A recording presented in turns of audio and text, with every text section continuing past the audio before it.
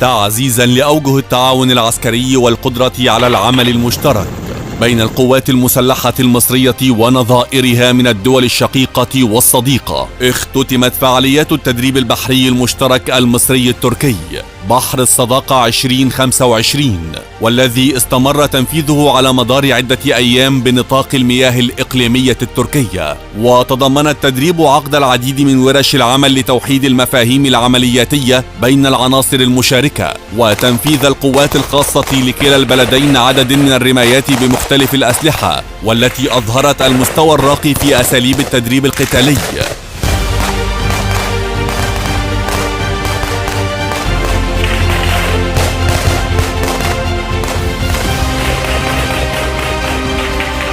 كما نفذت القوات المشاركة عددا من الأنشطة التدريبية بالبحر، منها تبادل الطائرات الهليكوبتر على أسطح القطع البحرية،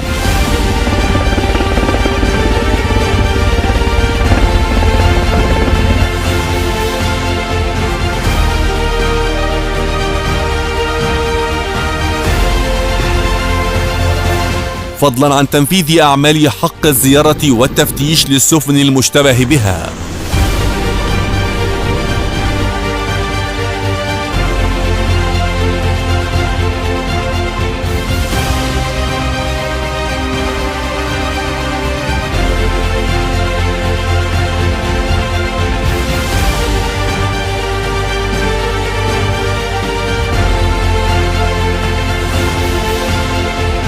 بالإضافة إلى تنفيذ أعمال الإمداد بالبحر.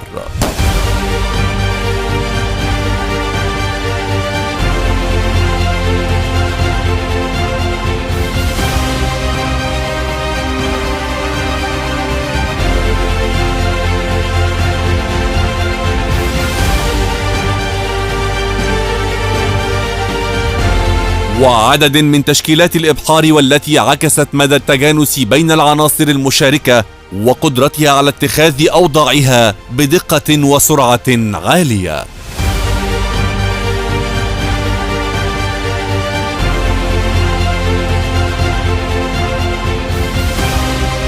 يهدف التدريب لتعظيم الاستفادة من القدرات الثنائية لكلا الجانبين، وتبادل الخبرات في أسلوب تأمين مسارح العمليات البحرية ضد التهديدات المختلفة. حضر المرحلة الختامية للتدريب عدد من قادة القوات البحرية المصرية والتركية.